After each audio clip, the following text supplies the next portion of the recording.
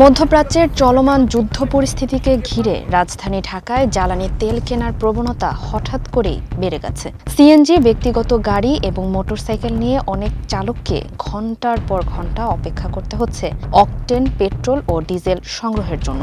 জ্বালানি তেলের সংকটের আশঙ্কা থেকে অনেকে প্রয়োজনের তুলনায় বেশি তেল কিনছেন। বাংলাদেশ পেট্রোলিয়াম কর্পোরেশন বিপিসি এর চেয়ারম্যান মোহাম্মদ রেজানুর রহমান জানিয়েছেন, দেশে বর্তমানে প্রায় 1,36,000 মেট্রিক টন জ্বালানি তেলের মজুত রয়েছে। বিপিসির তথ্য মতে বর্তমানে দেশে ডিজেল 14 দিন, অকটেন 28 দিন, পেট্রোল 15 দিন, ফার্নেস অয়েল 93 দিন এবং জেট ফুয়েল 55 দিনের মজুত রয়েছে। ডিজেল আমদানি করা হলেও অকটেন ও পেট্রোল দেশের মধ্যেই উৎপাদন করা হয়, ফলে এসব জ্বালানির সরবরাহ নিয়ে এখনই বড় ধরনের শঙ্কার কারণ নেই। তবে হঠাৎ বেড়ে যাওয়া চাহিদার কারণে কিছু পাম্পে সাময়িকভাবে তেল বিক্রি বন্ধ রাখার ঘটনাও ঘটেছে। রাজধানীর আসাদ গেট এলাকার একটি ফিলিং স্টেশনে সকাল 10:30টার পর তেল বিক্রি বন্ধ করে দেওয়া হয়। পাম্প কর্তৃপক্ষ জানিয়েছে, হঠাৎ করে ক্রেতার সংখ্যা বেড়ে যাওয়ায় মজুদ দ্রুত ফুরিয়ে যায় এবং রিজার্ভ ট্যাঙ্কে ন্যূনতম পরিমাণ তেল রাখতে হওয়ায় তারা বিক্রি বন্ধ রাখতে বাধ্য হন। একই ধরনের খবর পাওয়া গেছে রাজধানীর আরও কয়েকটি পাম্প থেকে। এরই মধ্যে রাজধানীর সিটি ফিলিং স্টেশন নামের একটি পাম্পের বিরুদ্ধে অকটেনের বদলে পানি বা ভেজাল তেল বিক্রির অভিযোগ তুলেছেন সাধারণ গ্রাহকরা। ভুক্তভোগী কয়েকজন চালক দাবি করেছেন, পাম্প থেকে তেল নেওয়ার পর তাদের গাড়ি মাঝপথেই বিকল হয়ে পড়ে। কেউ কেউ হাতে প্লাস্টিকের বোতলে তরল দেখিয়ে বলেন, এটি তেলের মতো নয়, বরং পানির মতো স্বচ্ছ। তাদের অভিযোগ, খাঁটি অকটেন সাধারণত সোনালী রঙের হয়, কিন্তু ওই পাম্প থেকে পাওয়া তরলটি একেবারেই সাদাটে। একজন চালক ক্ষোভ প্রকাশ করে বলেন, তেল হলে তা দ্রুত শুকিয়ে যায় এবং ঠান্ডা অনুভূত হয়, কিন্তু এই তরলটি একদম পানির মতো আচরণ করছে।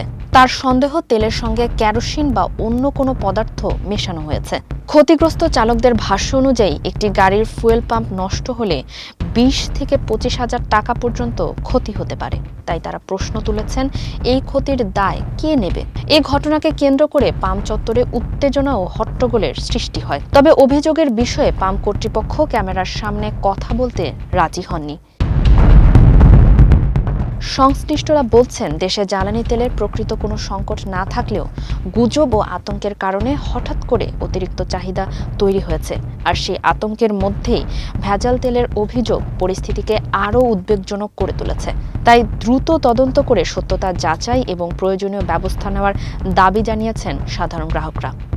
দিনভর জনগণ যখন তেল নিয়ে তেলেশমাতির অস্বস্তিতে ভুগছে, তখন জনগণের এই সংকট নিরসনে এবং আতঙ্কিত না হওয়ার জন্য মাঠ পর্যায়ে নেমে জনগণের প্রতি আহ্বান জানিয়েছেন জ্বালানি প্রতিমন্ত্রী অনিন্দ্য ইসলাম অমিত। তিনি বলেন, দেশে পর্যাপ্ত তেল মজুদ আছে, উদ্বিগ্ন হয়ে মজুদ না করে যার যতটুকু প্রয়োজন তাই কিনুন। আজকে আপনি সমস্ত পত্রিকা কোনো জায়গায় গণমাধ্যম কিন্তু বলেনি তেলের সংকট আছে, বরং আমাদের কাছে সাফিসিয়েন্ট আছে। করতেই হবে, না করেন আপনার কিছু শয়তানি করবে, কেউ কেউ হোর্ডিং করে রাখছে, মনে কিছু দাম বাড়বে লাভ করবে। এটা তো মানুষের মধ্যে কি আতঙ্ক মানুষই জানে। জিজ্ঞাসা করতে হয় কেন? অন্যদিন আসছে ধরেন যে কয়েক হাজার মোটরসাইকেল এখন হয়ে গেছে তার চেয়ে 10 দিন। গাড়িতে একই অবস্থা, সবাই মনে করছে